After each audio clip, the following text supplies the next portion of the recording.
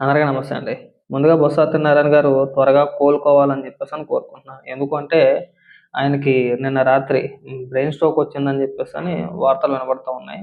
ప్రస్తుతానికైతే ఆయన ఆరోగ్యం నిలకడగా ఉందని చెప్పేసని తెలుస్తుంది. సరే ఏదేమైనా రాజకీయాలు పక్కన పెడితే ఆయన త్వరగా కోలుకోవాలి. మునుపట్లాగే రాజకీయాల్లో యాక్టివ్‌గా ఉండాలని చెప్పేసని కోరుకుందాం.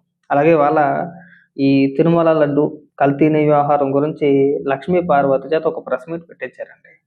చాలా విచిత్రంగా ఉంటది. లక్ష్మీపార్వతి మాట్లాడితే, ఒకసారి ఏమని మాట్లాడుతుందో వినిపిస్తా వినండి. మీకెవ్వరికి తెలియని సంగతి నేను ఒకటి చెప్తాను. ఏంటంటే ఈ చంద్రబాబుకి అసలు దైవ భక్తి లేదు. స్వయంగా అతను చెప్పినటువంటి మాటని మళ్ళొకసారి మీకు గుర్తు చేస్తా ఉన్నాను నేను. ఇతను మొట్టమొదటిసారి ముఖ్యమంత్రి అవగానే 95 లో అసెంబ్లీలో అతను చెప్పిన మాట అనమాట. నన్ను అందరూ అడుగుతున్నారు ఏ శక్తి మిమ్మల్ని కాపాడుతున్నది ఇదంటే ఏమీ లేదు, నా శక్తి నేను నిలబడి నేను కష్టపడి పైకి వస్తా ఉన్నాను. అందువల్ల నా కష్టంతోనే నేను ఏదైనా సాధించుకోగలుగుతున్నాను తప్ప ఏ దేవుడి మీద నాకు నమ్మకం లేదని చాలా స్పష్టంగా చెప్పాడు ఈ వ్యక్తి. అంటే ఎంత పరమ నాస్తికుడో మీరు అర్థం చేసుకోండి. ఇట్లాంటి వ్యక్తి ఈ రోజు హిందూ మతాన్ని పాడు చేయటం కోసమే ఈ రోజు ఇష్టం వచ్చినట్టుగా మతాన్ని మరి వాడుతా ఉన్నాడు. మనం ఒక్క మాట చెప్పుకున్నాం. సిగ్గు సెరవు లాంటిది ఏదైనా ఉందా లక్ష్మీ పార్వతి? ఎప్పుడన్నారు చంద్రబాబు నాయుడు గారు ఏది నీ దగ్గర ఏమైనా వీడియోలు ఏమైనా ఉంటే అన్నట్టు చూపించు. అంటే చంద్రబాబు నాయుడు గారు ఆయన అన్నారంట, నా శక్తి మేరకు అంటే నా కష్టార్జితం ఇదంతా కూడా నేను ఎదిగానని చెప్పేసి ఆయన మాట్లాడితే ఇక్కడికి వచ్చి చంద్రబాబు నాయుడు గారు నాస్తికుడు, ఆయనకి అసలు భక్తే లేదని చెప్పేసి మాట్లాడతావా? కడుపుకు అన్నం తింటున్నావా గడి తింటున్నావు నువ్వు? మరి ఇంత అమ్ముడు పోయిన బతుకొద్దు లక్ష్మీ పార్వతి. మాట్లాడు, ఇంకా మాట్లాడు.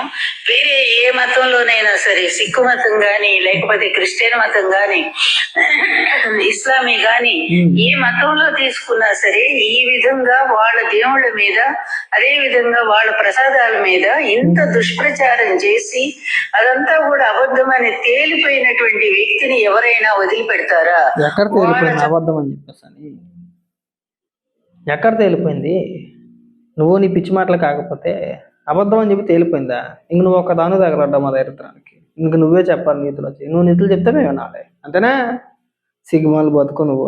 చట్టాల ప్రకారంగా అంటే వాళ్ళ మత చట్టాల ప్రకారంగా వాళ్ళ నిబంధనల ప్రకారంగా ఆ వ్యక్తిని బహిష్కరిస్తారు. ఒకవేళ ముఖ్యమంత్రి స్థాయిలో ఉన్న వ్యక్తి గనక ముఖ్యమంత్రి పదవిని లాగేసేయకపోవచ్చు, కానీ వాళ్ళ మతం నుంచి వాళ్ళని అతన్ని బహిష్కరించేసి ఇతను పూర్తిగా వెలేస్తున్నాము అని చెప్పి వాళ్ళు అనౌన్స్ చేసేవాళ్ళు.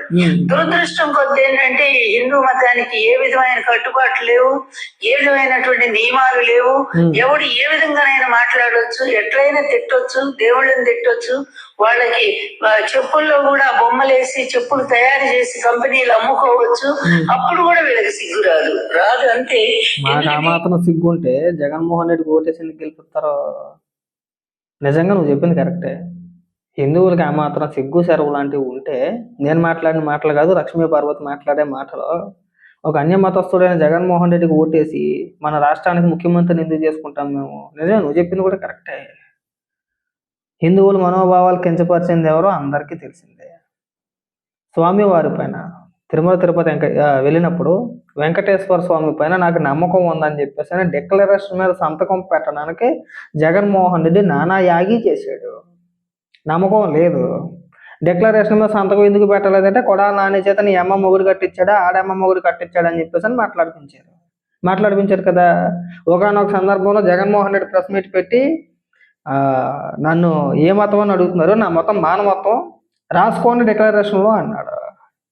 ఇక్కడ హిందూ మతం మీద నమ్మకం లేనిది ఎవరికి? జగన్మోహన్ రెడ్డికి. మమ్మల్ని కించపరిచేది ఎవరు? జగన్మోహన్ రెడ్డి. స్వామివారికి పట్టు వస్త్రాలు సతీ సమేతంగా సమర్పించాలి కదా. వెంకటేశ్వర స్వామికి పట్టు వస్త్రాలు హిందూ సాంప్రదాయాల ప్రకారం, మన ఆచారాల ప్రకారం పట్టు వస్త్రాలు దంపతులు ఇద్దరు సతీ సమేతంగా సమర్పించాలి. ఏ రోజున చేసాడా? ఏకగ్గాల్లో చేసేసాడు ఒక్కడు కూడా.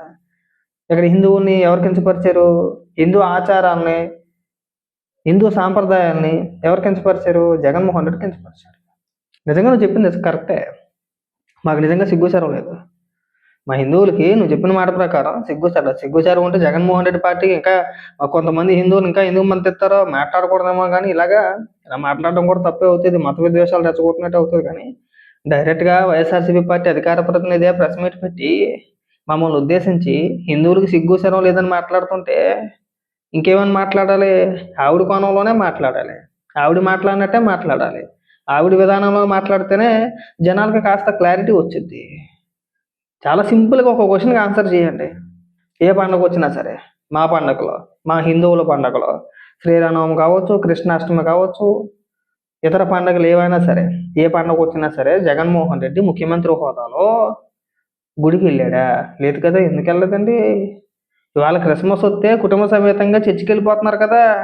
మరి అలాంటిది మా పండుగలకి ఎందుకు వెళ్ళరండి? అంటే రాష్ట్రానికి ముఖ్యమంత్రి కాబట్టి అడుగుతున్నాం, లేదంటే వ్యక్తిగతంగా అడగాల్సిన అవసరం మాకు లేదు. మీరు చెప్పుకుంటున్నారు కదా జగన్మోహన్ రెడ్డి అన్ని మతాలను సమానంగా చూస్తాడు, జగన్మోహన్ రెడ్డి అంటే ఓట్ల కోసం కాదు, నిజమైన భక్తుడు, హిందూ ధర్మాన్ని, హిందూ దేవాలయాన్ని జగన్మోహన్ రెడ్డి కాపాడేశాడు, తీర్చిదిద్దేశాడు, ఇరగదీసేశాడు. ఇన్ని మాటలు చెప్పుకొచ్చే మీరు కనీసం కుటుంబ సమేతంగా మా దేవాలయాలకు ఎందుకు వెళ్ళరు? దానికి మాత్రం సమాధానం చెప్పరు. ఇక్కడ ఈవిని తీసుకొచ్చి ఈ పనికి వాళ్ళు మాట్లాడి చెప్పిస్తారు. ఇంకా మాట్లాడు. ఇట్లాంటి పనికి మాలిన వాళ్ళంతా కూడా హిందూ మత ద్వేషులు. వీళ్ళ కులం లేదు, కులం ఉంది, మతం లేదు, కులం ఉంది. ఆ కులాన్ని కాపాడుకోవడానికి ఇంకెన్నో అబద్ధాలు ఇతను ఆడుతూనే ఉంటాడు. అంటే ఒక ప్రజాస్వామ్య పరిరక్షకుడైనటువంటి ఒక వ్యక్తి నీచమైన పరిపాలన సాగిస్తూ తన ప్రత్యర్థిని, తన కొడుకు వయసు ఉన్నటువంటి జగన్మోహన్ రెడ్డి గారిని గెలవలేక అడ్డదారిలో ఏ విధంగా గెలిచాడో మన ప్రభాకర్ గారు చాలా స్పష్టంగా చెప్పారు. దాదాపు ఈ రాష్ట్రంలో 54 లక్షల ఓట్లు ఎంతో తేడా వచ్చింది, 12% ఓటింగ్ తేడా. మరి ఇంత శాతం ఓటింగ్ తో అడ్డదారిలో గెలిచినటువంటి వ్యక్తి అడ్డదారిలోనే అధికారానికి వచ్చాడు. ఈ అడ్డదారిలో రావటం అనేది అతనికి ఈ రోజు కొత్త ఏం కాదు కదా. సరే, మీరు చెప్పిన లాజిక్ బాగానే ఉంది. చంద్రబాబు నాయుడు గారు అడ్డదారిలో ముఖ్యమంత్రి అయ్యారని చెప్పేసి మీరు ఆరోపిస్తున్నారు, అదే అలవాటు అని చెప్పేసి మీరు మాట్లాడుతున్నారు. మరి ఆ లెక్కలు లెక్కేసుకుంటే 2019లో చంద్రబాబు నాయుడు గారు ఎందుకు ఓడిపోతారండి? జగన్మోహన్ రెడ్డి ముఖ్యమంత్రి ఎందుకు అవుతాడు? ఆ అవకాశం ఎందుకు ఇస్తారో సరదాకా? 2004లో ఎందుకు ఓడిపోతారో, 2009లో ఎందుకు ఓడిపోతారో, ఎందుకు చేస్తారు అన్నీ?